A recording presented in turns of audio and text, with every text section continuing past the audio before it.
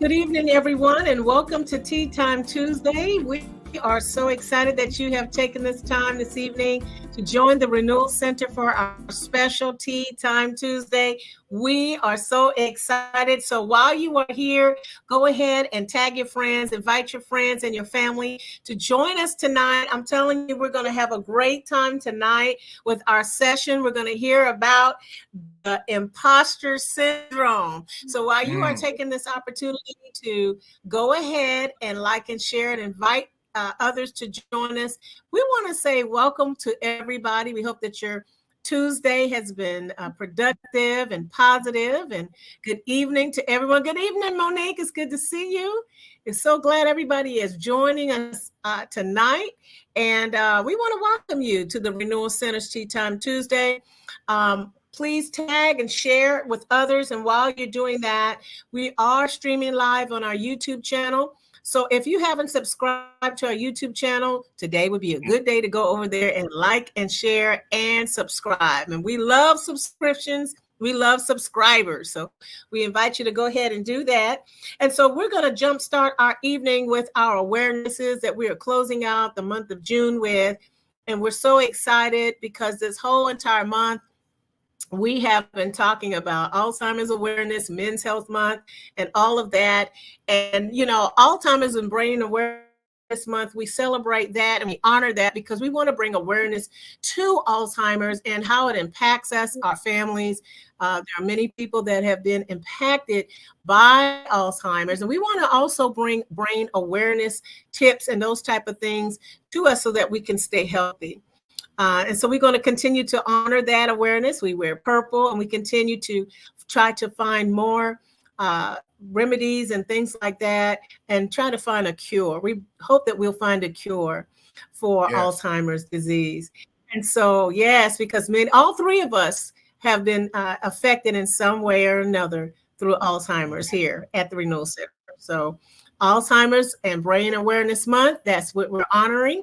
And while we're talking about honoring the awarenesses, Men's Health Month is here. We're still going to inform men, like it says, about the value of preventative health and the importance of participating in health screening to prolong lifespan and to support their role as productive family members. So we want to encourage the men in our lives. We want to encourage those that are in our immediate circle and those that we know to take care of themselves and their well-being. So once again, June is honoring Men's Health Month. So make sure that you are sharing that with the men that you know. And so while we're doing that, we're going to, go ahead, Patrick. Oh, no, I was just saying absolutely. I want to encourage all the men, just make sure that you do your check-ins. If you haven't this year, take some time not only to do a physical check-in, but also a mental check-in and check in with the other men in your life. Your sons or your uncles, your dads, your grandfathers, your fathers, your brothers, some of your friends. Just ensure that you do a check-in and say, hey, man, how's it going? When's the last time you had your physical? Just things like that. I just want to encourage men, make sure that you do that as well.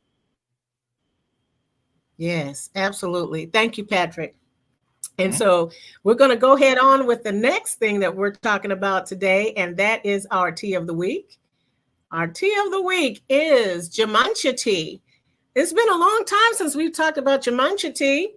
And Jamancha tea is a Japanese tea that is like a toasted brown rice. Is very interesting. That's combined with green tea. It's also called popcorn tea. If you do your research, it's called popcorn tea, comes from Japan. It has a very smooth and nutty taste, and it's part of the green tea family. So if you ever get an opportunity to try Jamancha tea, that's what it tastes like. I like Jamancha tea. It's I'll get a little tongue-tied there. Very interesting tea, but it's very delicious. Have y'all tried Jamancha tea before? Never had that before. I'd be interested in trying that out. No? Yeah, you have to try Jamancha tea. How about you guys, you tea timers out there? Let us know if you've had Jamancha tea. It's very interesting. So we're going to keep going. We thank everyone for joining us once again. And while you are on here, go ahead, like and share and tag and invite others to join us. We're going to go into our time of locating ourselves, and Hope is going to help us move into that segment of our time tonight. All right. Good evening. I see there someone came up with some tea or something. I think it was Dr. Paul Brown. Earl, lemonade at Bible camp. All right. Good old refreshing Yeah. lemonade. Thank you for sharing. And peppermint tea, Michelle has there. All right. So we're just preparing to Renee's not having any tea. She's having lemon water. I'm having lemon water as well. So this evening. So we just want to take time to just relax and just relax our body, relax our minds, kind of relax your shoulders and your body. Just begin to allow our thoughts to just, slow down a bit. And we're just going to go into a time of locating ourselves that we do here every week on Tea Time Tuesday, where we take time to pause and locate ourselves. And so after the day that we've had, let us go ahead and embrace that right now, locating ourselves, and just relax your body. Just begin to breathe in and out and just relax your body, relax your mind, your shoulders, your fingers. Just take a moment.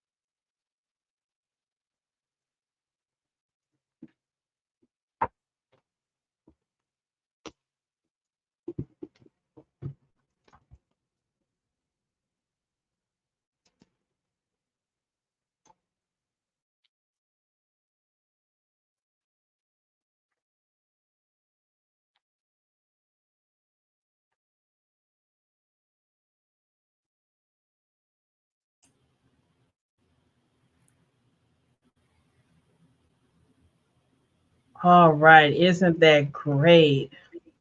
That's just wonderful. Now we are all relaxed. I hope you guys have your tea time journal, your tea of choice. Looking forward to go into this time as we go ahead and turn it over to Patrick, who's going to lead us in our tonight for our tea time. I'm excited. Thank you, Hope. Thank you, Mel. Thank you so much, both of you. This is great to pause. I know last week you talked about pausing and it's the importance of taking a pause. And so I'm so grateful that we take time to locate ourselves. So good to see you, Nicole. Good evening. Good evening. All right. Fireside vanilla spice tea. Fireside. All right. For the fireside. All right. Never tried that. So I have to try that. Fireside. Hello, Charliza. Good to see you. Good evening. Everyone, if you can, all of our tea timers, please go ahead and share, tag some friends, because this evening we're going to focus on the imposter syndrome. There's been a lot of conversation surrounding that particular subject matter, and I thought, let's hit this up with tea time. So this Tuesday, today, and next Tuesday at noon, we're going to have 2 Tea Time Tuesdays renewal practices regarding the imposter syndrome, and just ensuring that we have an understanding of what is taking place when people are experiencing that. And so I'm glad we got a chance to pause today and really reflect, to locate ourselves, because many times there are different perspectives that we have about ourselves. And so that conversation has come up in various spaces when I'm coaching people. Perhaps many of you may have dealt with different types of experiences surrounding this concept of imposter syndrome. And so I wanted to take some time to introduce that contextually, and then we'll talk about next week what are some ways we can really help develop the resistance to those experiences. And I really want to start out with providing a common definition for us, and first start there, so that we can have an understanding of what we're talking about when we talk about imposter syndrome. So what is it? Now, I do want to say it's not necessarily an official diagnosis. It's not a medical condition. I do want to start out with that. It's not a medical condition. It is a psychological experience of self-doubt about one's abilities and accomplishments, even when evidence suggests otherwise. Again, it is a psychological experience of self-doubt about one's abilities and accomplishments, even when evidence suggests otherwise. So when you and I experience this imposter syndrome, actually the term was developed in 1978, and even the founders of this particular concept or construct really started talking about it as a term called imposter experience. So really this imposter syndrome is really an experience of self-doubt. It's self-inflicted feeling that holds you back. It burns you out. It saps your motivation. And we got to sort this out. So if you've ever experienced a self-inflicted feeling that holds you back, that burns you out, or perhaps you've had experiences mentally, psychologically of self-doubt about your abilities or accomplishment, if you don't mind being transparent, feel free to place it in the comments, maybe just a thumbs up, or, perhaps sometimes, so maybe 1 being low and 5 being high. Let's kind of rate that, if you don't mind, as far as different experiences you've had, 1 being more on the low end, maybe 5 being on the high end, or you just want to do a thumbs up or a check mark from our Tea Time audience concerning this, or what you've observed in others, because I want to lay this foundation first so we can have an understanding. Hope, Mel, any perspective you may have you ever experienced it possibly in your life, or you've observed it in others? Any thoughts on that before I get started?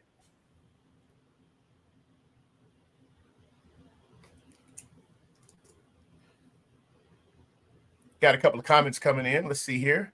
So Monique says a 3. All right. Renita's experienced it 3 over a lifetime from 1 to 5. Okay. All right. A broad range. Anybody else? Amela, Hope, any thoughts? Yeah, well, I believe over time, I've had a variation of those feelings. I mean, your 20s, your 30s, 40s, 50s, different journeys and different places in life. There's been times when, you haven't given yourself the credit. I haven't given myself the credit that I deserved.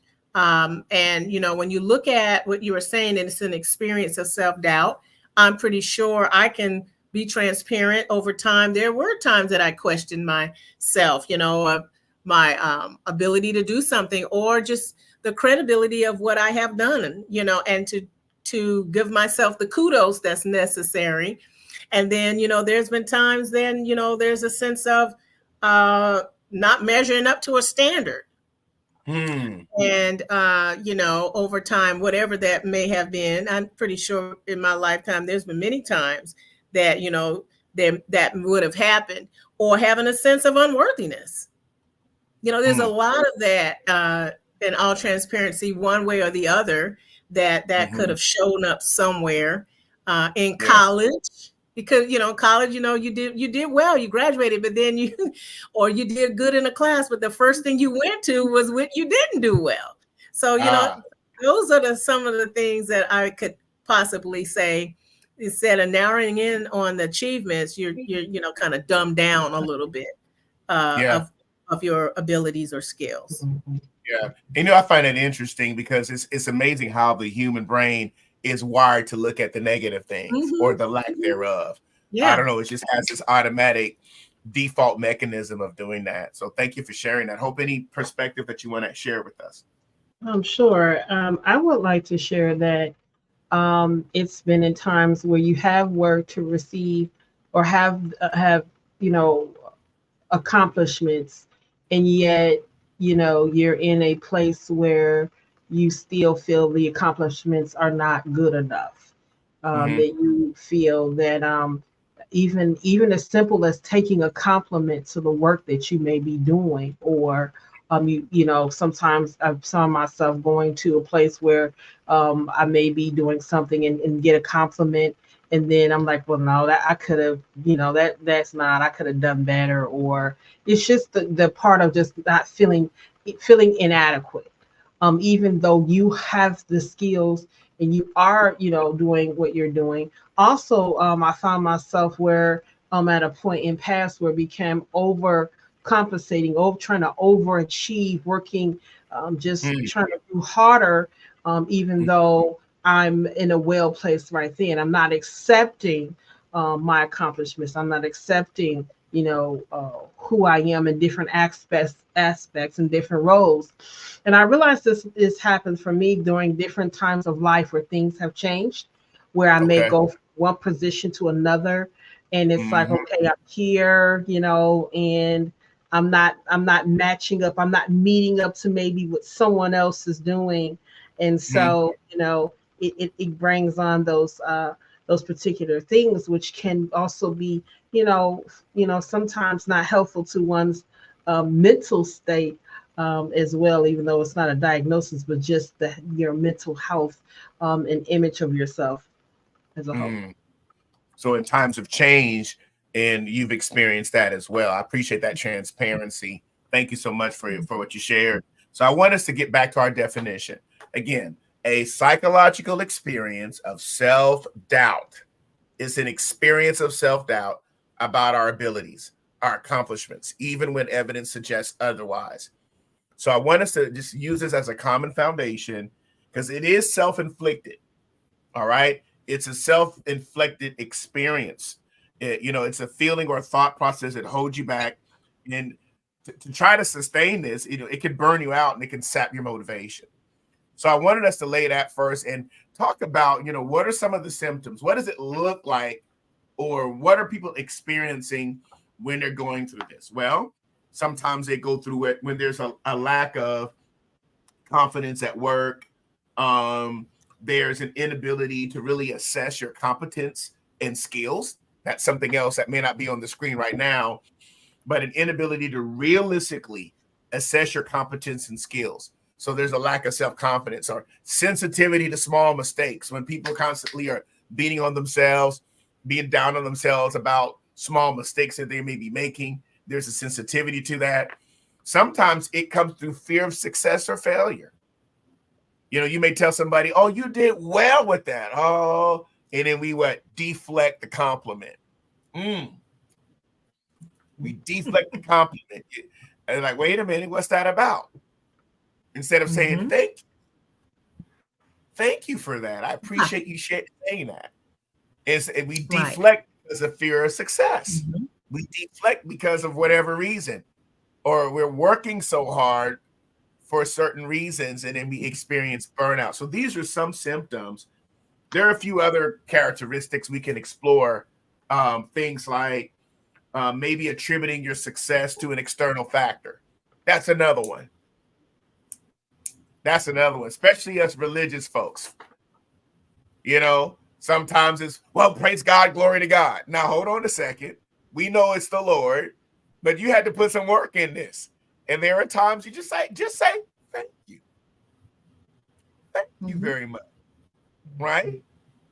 And it's important because in saying that, sometimes we think deflecting is humility, when Mm-hmm. humility really is just accepting your humanity. That's really what humility That's right. is. It's accepting the Right. way that you are. So it's important that it's okay to affirm yourself. We're not talking about arrogance. We're not talking about self-aggrandizement or self-centeredness, but it's important we look at the importance of don't berating your performance, or especially this one. There's a fear of that you won't live up to expectations, especially when it comes to Mm-hmm. certain families. You got to be a certain degree. You got to be live in a certain side of town. You got to have a certain amount of resources. Sometimes sabotaging our own success, overachieving. So I like to ask our tea timers just your thoughts, and then we'll talk about a little bit about dig more deeper into characteristics and symptoms and uncovering some approaches. I'd like to hear from the audience, just your experience, perhaps, or maybe how has it been reflected in your life or your career and the work that you do. And one of the reasons why we want to do this as a renewal practice And we know tea time is about pausing, resetting, right? And it's about building resilience. So we're addressing the reset part of our tea time today. It's resetting our mindset towards ourselves relating to the work that we do. So if you're out there looking for a role, you're looking for a job, you are out there trying to expand your client base, you're trying to grow your brand. Sometimes during those moments of transition and seasons of change, this type of experience tries to come up on us like, okay, wait a minute now. I know I have this talent and this capacity. I know I got these abilities, and then fear of, okay, I made a mistake. Maybe that's why. Or I'm not getting the hits that I need. I'm not getting the engagement that I need. So I begin to lack self-confidence at work. I remember, if I could just shift here, Carmela and Hope, when I first started pastoring a church back in 2002, 2003, I remember way back when, now that's 20 years ago, one of the first churches that I planted. And I remember at times when I was like, well, maybe I'm not successful because I'm not seeing these results. So sometimes we begin to look at our personal validation based upon the results that we would see. Mm-hmm. Now, of course, there are a lot of things I was going through during that time that God needed to help me with. But I want us to think about that from a perspective to not get into performance anxiety as well, because sometimes that would come out because I wanted to be productive. I wanted to be successful, whatever successful metrics looked like, right? And that could get into measuring. It can get into self-doubt, self-condemnation. It can get you into pride because now you overcompensate. All those factors can get in the middle of all of that, okay? Now, or maybe another time I'll talk about how I got free of that. But I want to talk a little bit just about, that was just an example, of sometimes tying our performance to certain results as well. All right. So I just wanted to kind of hear from the audience as well, any of their doubts. So let's hear from the audience. Mel, maybe if you can read Monique's feedback here. Absolutely. Monique is saying there's been times when I have let the thoughts of how others see me dictate how I feel about myself. I've learned to quickly snap out of this type of thinking. Mm-hmm. Thank you. All right. Thanks for sharing that, Monique. Yeah. Hope if you can take this one.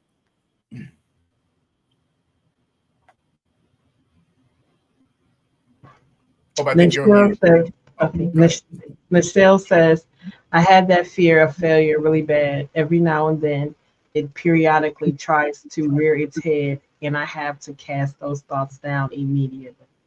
Thank you for that. All right. Yeah. And go ahead and take this one too. That trying to live up to others' expectations is draining. I have learned that everyone has their own ideas or expectations for you, but I have to pursue what God has planned for me. That reduces my frustration and keeps me grounded. All right. Yes. Thank all of you for your feedback. This is good. This is good. So I wanted us to really hone in on this because it is an experience. All right. It is an experience of self-doubt, and many times it's self-inflicted and it holds you back. Doubting your abilities, doubting your accomplishments. And the evidence says you're productive. The evidence says that you're productive. The evidence says that you're successful and you got all these abilities and all these accomplishments that's going very well. And then here comes this line of thinking and line of emotion. What do you think you're doing, Patrick? How all this, it comes in, that's how it may come to me, and it comes to others in different ways. But I wanted us to think about it from these perspectives, and there are other characteristics that people have experienced. And I want to talk through some real life examples. All right. And I also want to talk a little bit about perhaps some verbiage that people use so you can identify with that. So I'm going to type a few. Let's do some engagement. Okay. We're going to engage a little bit. Charlisa says that was good on performance insecurity. Oh, you're welcome. All right. Glad that was helpful. All right. Here's the first statement I'm going to write out, and I'll say this. Here's one.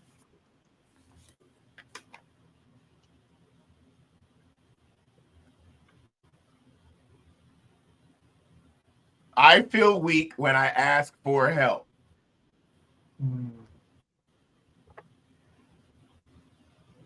Sometimes people got to be strong. Later on, we're going to talk about the superhero syndrome and that whole mentality.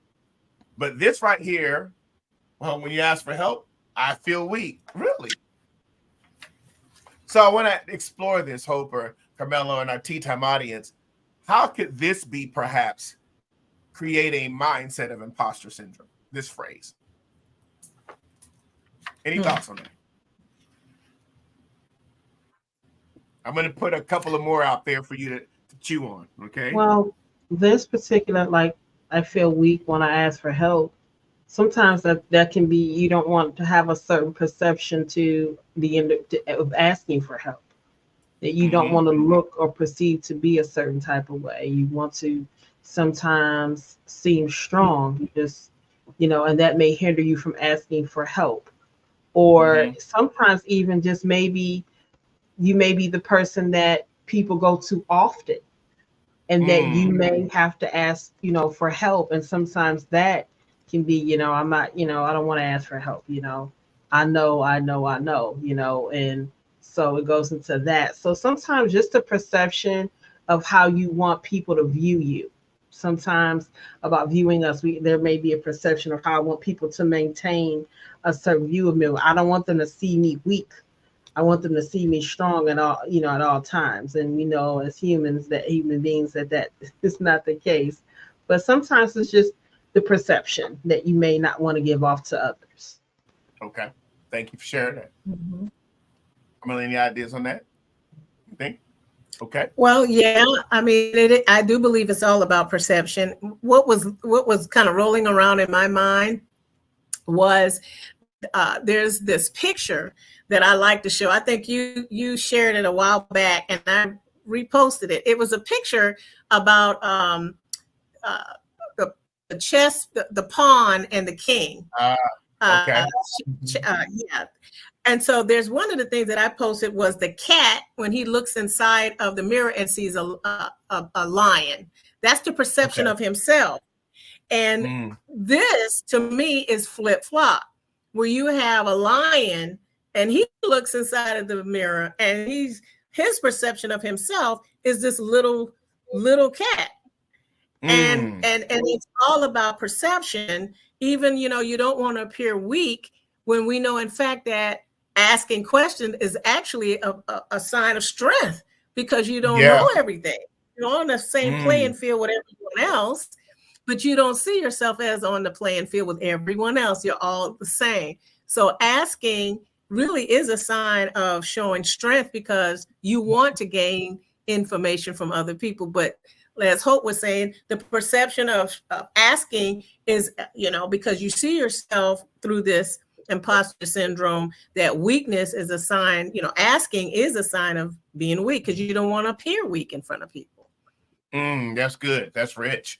Yeah, you're absolutely right. And I think that all that does is continue to reinforce this cognitive dissonance and distortion about ourselves, and a distortion about life. So thank you for sharing that. That's good. That's rich. Thank you for sharing that. Got some comments coming in. Hope, maybe share this one. Shalisa says increases thought pattern of an inability to perform or meet up to others' standards or expectations. All right. Yeah. Thank you for sharing that. Thank you for sharing that. All right. You can share this one, Mel. Nichelle, she's saying, being a Black woman, most of us have been taught not to show weakness and to be strong no matter what. Well, great illustration, Mel. Absolutely. Absolutely.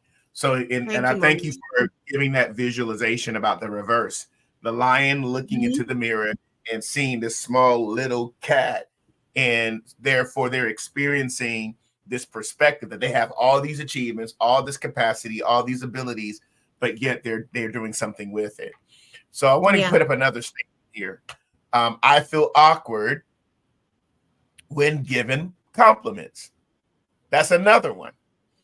I feel awkward when given compliments. Now this one, and I'm just going to share a couple of statements. All right. So the first one was about, I feel weak when I ask for help. Now here's another line of thinking. I feel awkward when given compliments. Wow. Here's another one. I feel weary from faking it. I feel weary from faking it. There's a lot of You're different things. on a treadmill right there. Yeah. If I may interject. Go ahead, please. That one right there. When you say I feel weary from faking it, it's like you're on a treadmill. Apparently that type of mindset will keep you on just a continuous treadmill. Because you're putting up, I guess you're putting, you're presenting something that is not real. And so you got to live up to that standard of that version of yourself. And, yeah. Okay, good. What about the awkward about compliments? Any thoughts on this one? Hope anything? I feel awkward when giving compliments. I think we talked about this, but just want to open up if you have any comments on that. No, I just, that one is about just perception. You may not think well of yourself, so you can't see, maybe not being able to receive compliments from others. Good compliments, great job, maybe you may get, and then you feel funny or you feel awkward, like you said here. But it's all about, your inward self and what I think about myself in order to, accept these types of, compliments. Okay. Here's another one. I feel anxious when not in control.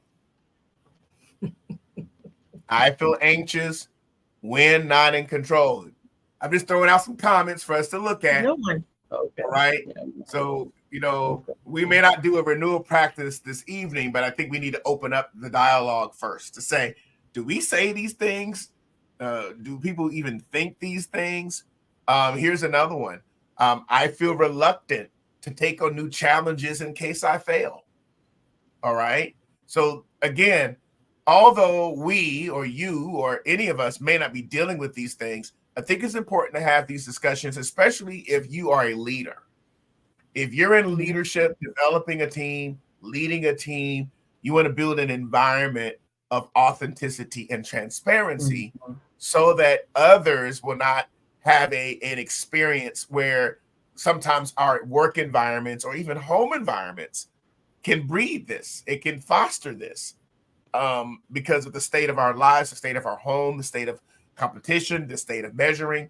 There are a lot of different variations of these types of experiences. So got a couple of comments coming in. Charlisa says here, that statement signals a message you're conveying that's not authentically who you are. Yes. Monique says here, these statements are very important. They bring self-awareness to the forefront. And Michelle says, I don't have the compliments issue anymore, but I did because it used to mean someone wanted something from me. So these are various different ranges, again, of experiences and exposure to an imposter experience. And I wanted to bring up a few more. I feel weak when I ask for help. I shared that. Sometimes, for instance, you can be in an environment where you feel like you have to show proof of your capabilities. Wow. Yeah. Hey, that's another one. I got to show proof of my capabilities. I mean, we can dig into these, but I just wanted to throw a couple of statements out there just for us to kind of chew on, if that's okay, to just introduce certain statements or thoughts that come that show you might be experiencing an imposter experience. All right. So, Mel, if you can read this one from Anita, got a comment coming in. Yes. Okay. Nita is saying, I feel awkward when receiving compliments. Sometimes that feeling again comes from our concern of what others think. For example, if we accept the compliment, we think someone else thinks we're being prideful. Again, this is draining. Own the compliment and keep it moving with your head held high. Yes. All right. Yes. Yes, Mm-hmm. yes, yes, Yeah. yes. Thank you for sharing that, Renita. I greatly appreciate that. So I Mm-hmm. wanted us to really, really talk through, here's what imposter syndrome is. And again, it's an experience. Okay. It's an experience where we're experiencing self-doubt about your abilities and accomplishments, even when the evidence suggests otherwise. So the evidence is there. And to go back to Carmela's point about the lion, the evidence is there that you can roar, but you're meowing. Okay. The evidence is there that you're supposed to roar, but you over here meowing. And it suggests something else. I love it. So it's like you're supposed to roar, you're designed to roar, but you're not. And so here are various characteristics again that come up. So I want to talk about this and dig into it, is that it comes from cognitive distortion. So how do we get to this place where this is the line of thinking? All right. And it may not be you individually, but it might be others that you're around. Okay. And you're having a conversation, and this person you're talking to, they're constantly in imposter syndrome. And it's because our brain is distorting our reality. So it's actually it's rooted in a cognitive distortion. And you can affirm that person over and over and over and over again. But if their reality is distorted, it doesn't matter what you say, because their perspective is distorted. And so it's rooted in these 5 areas. So let's dig into this. And then I also want to give you an image. On the left side is the assumption. Take a look at this. The left side is, look at yourself in the green area. What I know. You know a little bit. And then what I think others know. That's an assumption. Mm-hmm. Think about that. Mm-hmm. Well, I know a little bit over here and what I think others know. So in other words, we're inflating others and minimizing our own. Right. Right. Whereas on the reality side, what others know and what I know, that we're more aware that you're not downplaying or you're not minimizing what's inside of you because of these cognitive distortions. Okay. They're rooted in those things. And again, these are experiences. They're experiences. So I want to dig into that. What are your thoughts on this? I mean, think about that as an image, everyone. I want you to look at it just from that perspective. A lot of this happens in our professional lives, our business lives. When sometimes if you're around highly competitive conversations with people, it comes out. So it's important that you look at it, that's an assumption, and that you have an accurate view of your reality. Okay.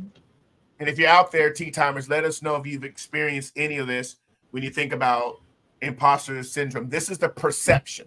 So I wanted to give a visual of the imposters on the left side because it's rooted in that assumption versus rooted in reality. And it comes from having a wrong perspective of reality. So how do we get there? Let's talk about this, okay? Before I go into my next slide, any thoughts on this, Hope or Carmela, you want to share before I move into it? Good? Okay, good. Let's dive in. All right. So first thing is, 1, disqualifying the positive. Don't disqualify the positive. So I want everybody to practice the power of complimenting one another, and I'm not talking about being disingenuous, but also know how to receive it. Your success, everybody type in the comments, my success is not a fluke.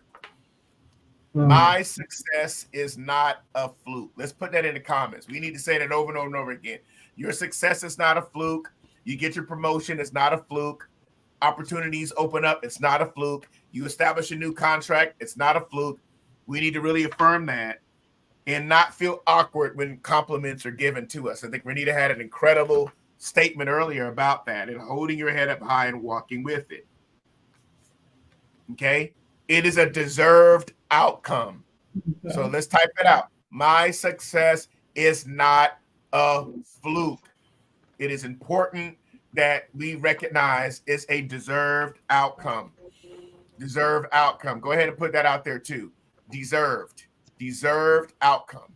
Okay, it is not a fluke. It is deserved outcome, and it's important that we have that perspective. Okay. Oh, I'm sorry. You were saying something? Oh no, I was saying something. I was moving something around. I'm sorry. Oh, okay. All right. Yeah. All right. All right. Yes, it's a deserved outcome. All right. Deserved outcome, everybody. Type on out. Deserved outcome. My success is not a fluke. And it's important. So, first thing, where does this come from? It comes from a perspective of disqualifying the positive. And so we just counterattack that by stating that, again, my success is not a fluke. It is a deserved outcome. Number two, emotional reasoning. Now, emotional reasoning, Hope, emotional reasoning, Carmela, is when if you feel it, it must be true. That's emotional reasoning. Well, I feel it, so it's got to be true. Yeah. I feel ignored and left out, or I feel it. So if I feel it, then I say it's true. That's emotional reasoning. That's a cognitive distortion that really grows this imposter experience. All right. So what happens in that state, folks, tea timers, is that it gives precedence to emotional negative feelings rather than rational reality.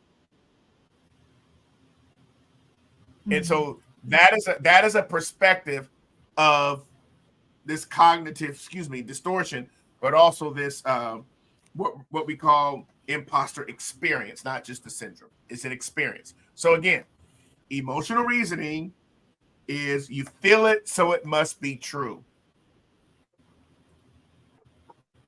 Hope our tea timers are taking us in. All right. Deep conversation, important conversation. And today we're just kind of laying a foundation, if we can, and provide some content. Because next week during tea time at noon, we're going to dig into ways to be able to combat that, ways to deal with it and come out of it. All right. Here are a couple of real life examples. All right. So let's just say you started your own business, right? And however you don't like to promote yourself because you don't have the same level of experience or expertise of other people. So it makes you feel like you're a fraud or something. That is an experience of an imposter experience. I'm going to launch this, but I mean, look at them. They got all this experience and I don't really have that. You see, it's an experience. And because you feel it, you make it true. That's emotional reasoning. Does that make sense, everybody? All right. So it's important that, or you're nominated for an award, Hope, at your job or something, right? And sometimes you go to a recognition ceremony and, my achievements aren't that good enough to warrant the nomination. Yes, it does. But again, emotional reasoning will have you saying, well, because I feel it, it must be true. And that is not true.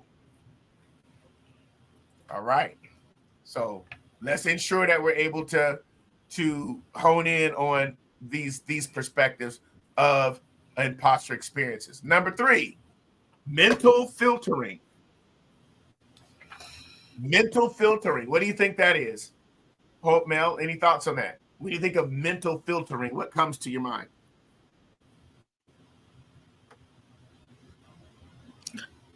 I'm thinking of different assumptions that you are running through a grid in your mind. I mean, I don't know what the actual definition of that, but that's what I'm thinking. The different assumptions, all type of those things are running through filters in your mindset. Yeah, absolutely. And mental filtering is only allowing the negative. So let's just say we all cook cake, right? Or made some kind of flour base, and you use the sifter, right? The filter. So I want us to imagine a filter, okay? And here's what I'm right? As I'm filtering, only the negative comes through. That's mental filtering. I'm sifting it and filtering it, and I'm only letting the negative come through my mental filter. So you can do great in business, but I'm only seeing what's not happening. That's good. Think about it. And so the brain starts confirming present negative beliefs. Now, T-timers, watch this. This is important. All right. Your belief establishes your values. Even if your belief is negative, the brain doesn't recognize that.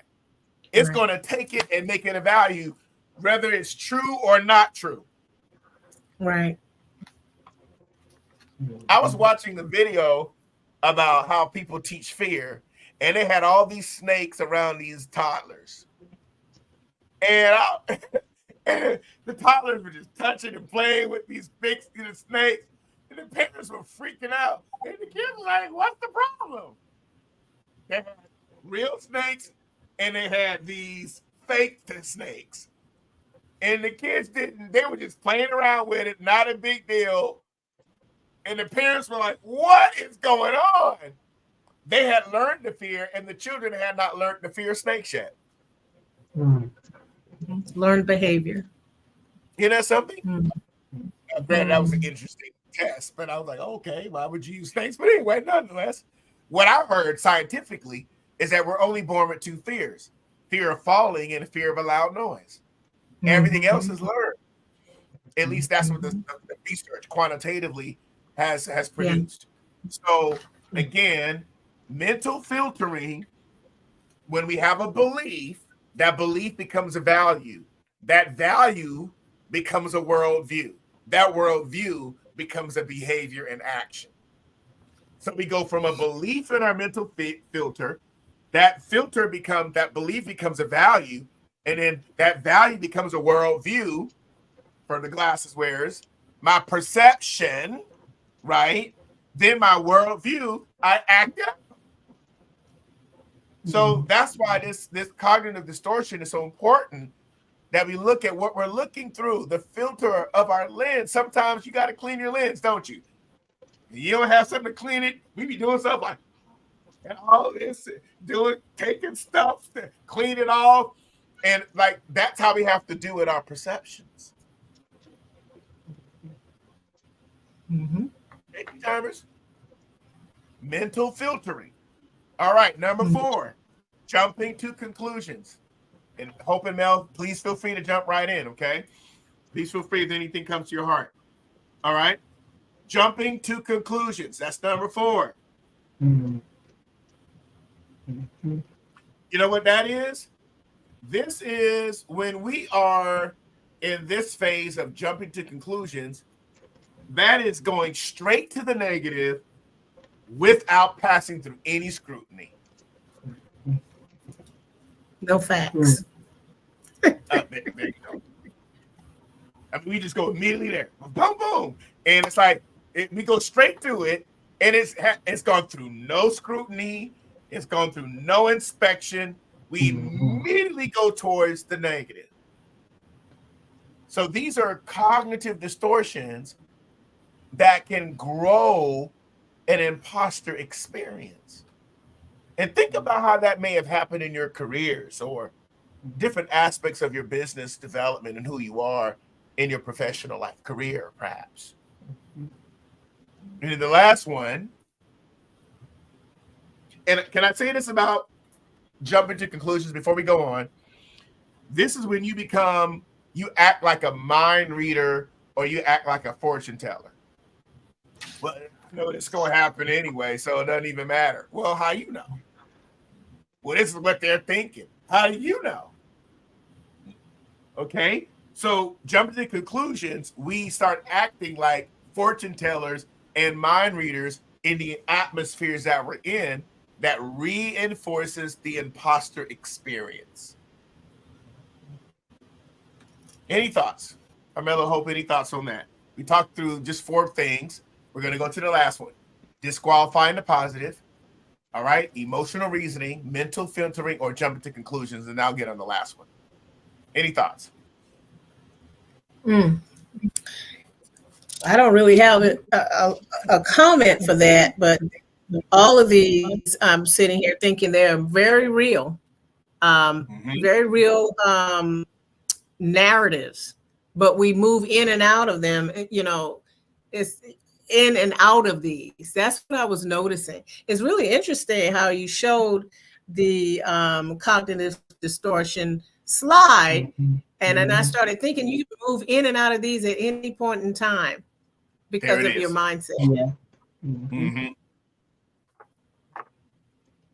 You talk to somebody, you ever talk with someone or you've experienced this perhaps where they're telling you about something and they start fortune telling.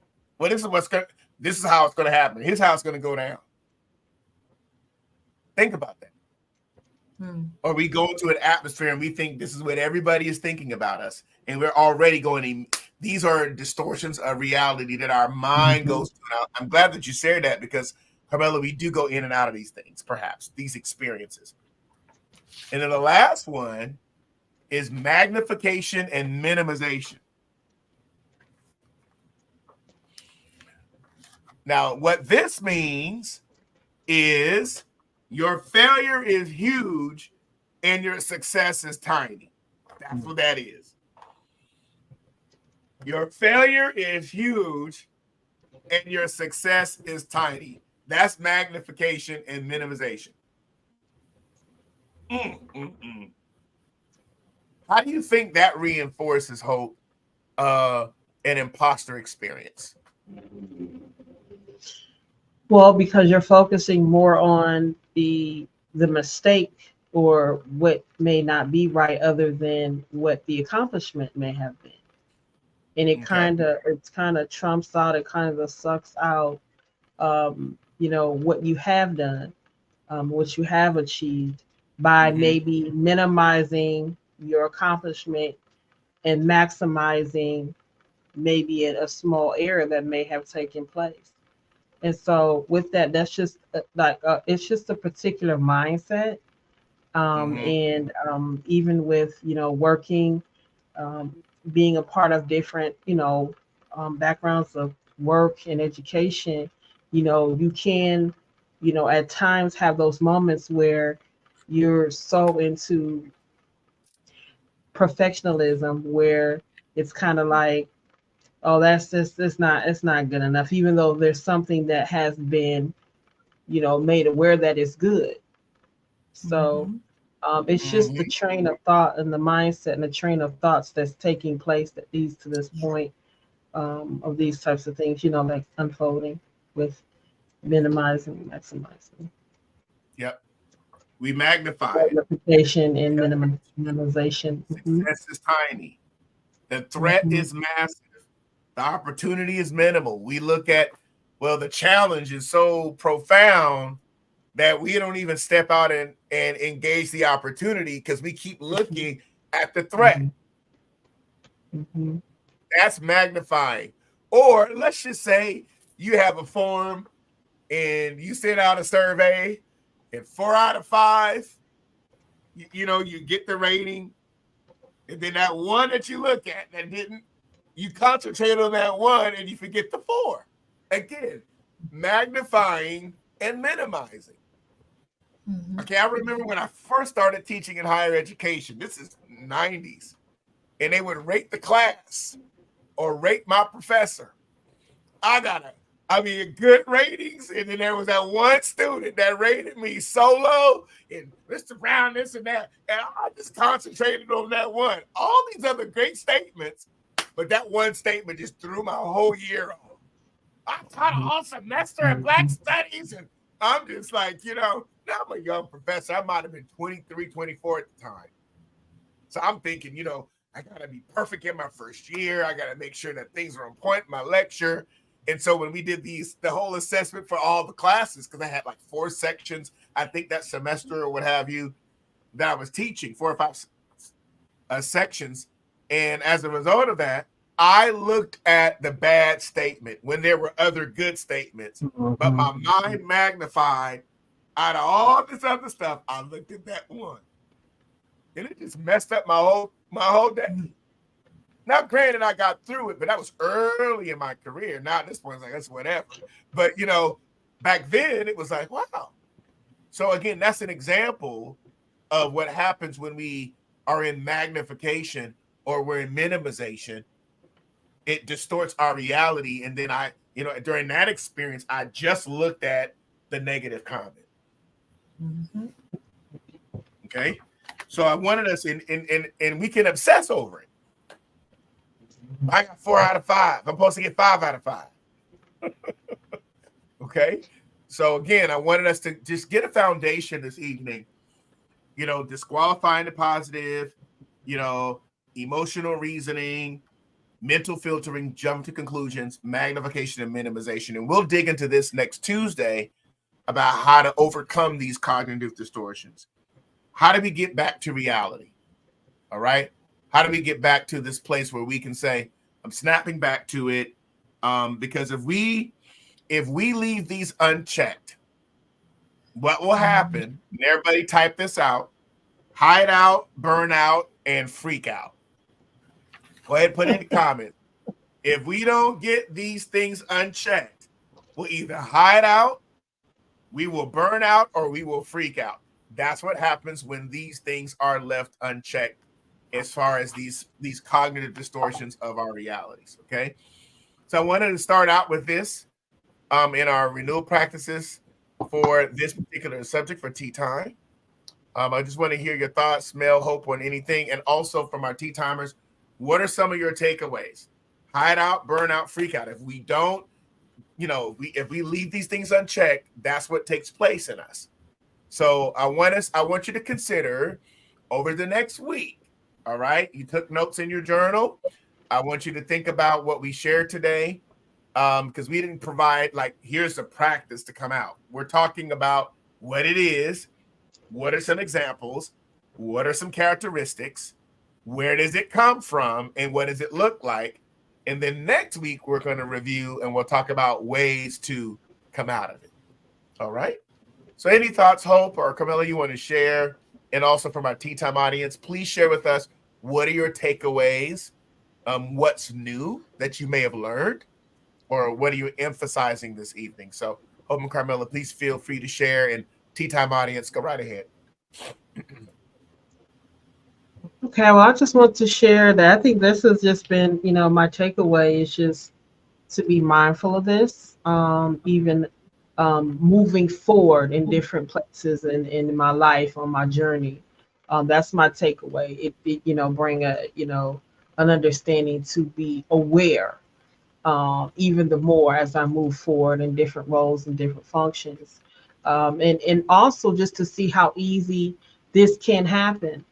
That nobody is exempt. It can happen to all of us at different points and places in our lives. And so for me, I just take away being aware of operating in these different places. And also, and I know you're going to talk about it next week, is how to navigate when you're in these spaces mentally, how to navigate your thoughts out of it, how to navigate and move beyond it. So I'm looking forward to next week's tea time when you talk about how to deal with this and moving forward. Thank you for sharing that, Hope. Camilla, any thoughts? Yeah, I'm what I'm really thinking about is this is a really good time I'm glad that you brought this to light, because like you did said, if it is left unchecked, which it is, because it's existing and you're not calling it on the carpet, you're not saying anything about, you just keep moving in this vein. This is a good time to take this as writing prompts until next week when we come back to chew on it. As do we see ourselves in any of these patterns, moving in and out of that, especially what you were talking about, the cognitive distortion and those mindsets that you talked about earlier? I think this is good to put in our tea time journal, to revisit, to really think it through, so that when we come up in a situation, then we can start filtering and start thinking, okay, am I going to filter this to to the negative, or I'm going to look at the positive and start reaffirming myself. I mean, really looking at giving myself credit, but then also being real about it and saying, do I see myself in any of these things? So this is a good time to really evaluate, do like a self-check by using what you've presented tonight. All right. Thank you. Yes, let's do some self-checking of our mental filters. All right, our maximization or magnification or minimization. All right, got a couple of comments coming in. Carmel, you want to go ahead and read a few? Yes, Yolanda. Hi, Yolanda. Thank you for joining us tonight. She says, if we don't get these things checked, hide out, burn out, or freak out. Absolutely. Nichelle is saying deserved outcome. That's her takeaway. All right.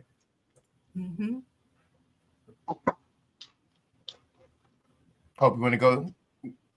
Oh, sure. This session was very good. The mental filtering stood out the most to me. I got to make a choice to adjust what I filter through my mind thoughts. I look forward to hearing more about this next week. Thanks for sharing. Yes. So again, my last question for us, as you journal tonight, as you spend some time meditating on this, what are your takeaways? What is new? What did you learn? What did you unlearn? Yeah. Okay. A couple of things just to keep you going and think it through. So we want to thank you for being a part of our tea time today. Oh, here's another takeaway. I'm sorry. Monique says, takeaway, how we see ourselves matters. Absolutely. Yes. Absolutely. Yes. So I hope that this is helpful. We just introduced this concept. I know this is a dialogue that many people have. We're doing it from a renewal perspective, because in Tea Time Tuesday, it's about pausing and about resetting and building resilience. And so today we're resetting and we're building resilience because we're hearing from one another.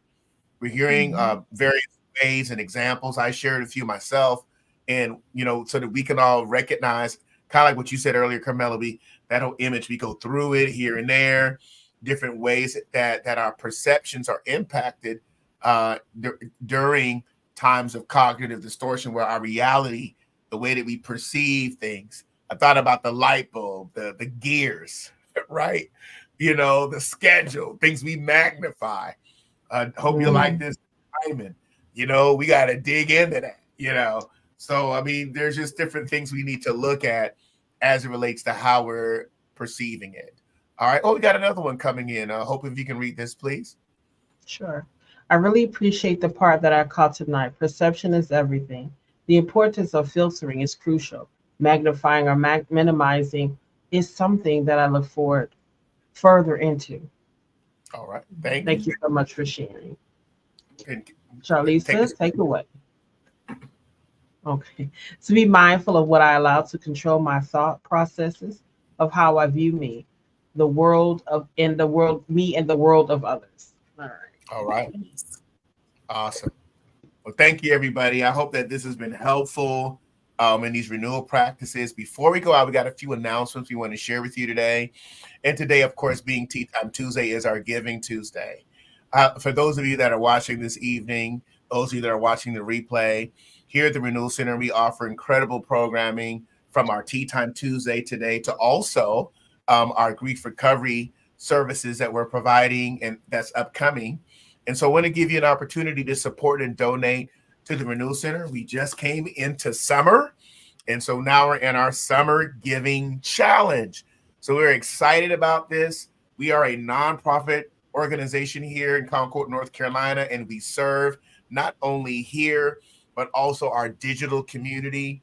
And so we'd like you to take some time today to donate to the Renewal Center. These are our various ways to give. We have our website you can give, which is therenewalcenters.com/give. You can text Renewal Center to 888-364-4483. And that way you can go through a secure giving. If you download the mobile app, there's also a pay option and a give option there. Our PayPal and Zelle is the renewalcenter2020@gmail.com.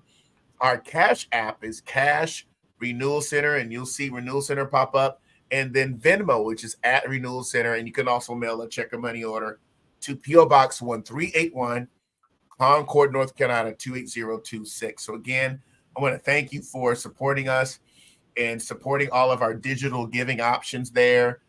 Please feel free to connect with us and support the Renewal Center. Think about being a partner with us on a monthly basis. We have a vision to grow and a vision to expand all of our renewal programs and everything that we offer from the Renewal Center. So we're excited about that. These are your various ways to give, and hopefully you'll take that time now to go ahead and do that. And again, let me remind you that we do have our mobile app. So go ahead to your app store and you can stay connected to us and all of our digital content, our blog, our audio content. There are even prayer requests that you can offer there. And also, if you say, you know what, I'm not connected anywhere from a ministry perspective, I want to personally invite you to our new digital discipleship, which is every Sunday at 10 a.m. So please join us. You can register if you go to all of our sites, social media, including our website, as well as you can go through our mobile app and connect with us. Also, during our summer, we have our reformative prayer, which is coming up July 10th and 17th and August 7th and 14th. Say, well, how do we connect with you all? You can do that through our mobile app as well as all of our digital sites as well, and connect with us during our summer prayer times. Something else we want to share with you also is that we have our women's Bible study that's coming up. Carmela, if you can maybe share with us, share with our audience concerning that. Yes, join us on July the 13th. We're so excited. We'll be covering chapter 8 of Becoming a Woman of Purpose by Cynthia Hill. We've been just really enjoying this study and growing in God's purpose. And it's never too late to join us. So we'll be accepting registrations now. If you go out to the Renewal Center's website and social media platforms, you can go ahead and sign up. Come on and join us. We're going to have a full virtual session this coming July the 13th. So you don't want to miss out. We've really been on a roll. So please invite some other ladies to come out and join us. All right. Thank you for sharing that. And then lastly, Hope, if you can speak to our upcoming grief recovery webinar. All right. So we are excited to announce the grief recovery webinar that we are having on Friday, August 30th at 7 p.m. to 8:30 p.m. Registration is open for that. And we're excited to bring this to you. Our program highlights is what is GPS, grief, pain, and stress, grief recovery program information, navigating the healing process. Please join us. Please invite someone to join us as well. You can go on to our social media pages and hit the link, and you can register for this time. Again, this is Navigating Through Grief, and this is our Renewal Center program that's focusing on small groups and individual grief sessions as well. We invite you to join us on Friday, August the 30th at 7 p.m. To 8:30 p.m. This is going to be held, of course, virtually Zoom. So go ahead and make sure if you know somebody that this will be beneficial to, invite them to join us for the grief recovery webinar. It's going to be some information to help you to understand just some things about grief, some things about our program, and navigating through grief as well. Thank you so much for sharing that. I did place in the comments, if you go in the chat and you click on that link, that is the registration link for the grief recovery webinar. So please feel free to register. It is a free session.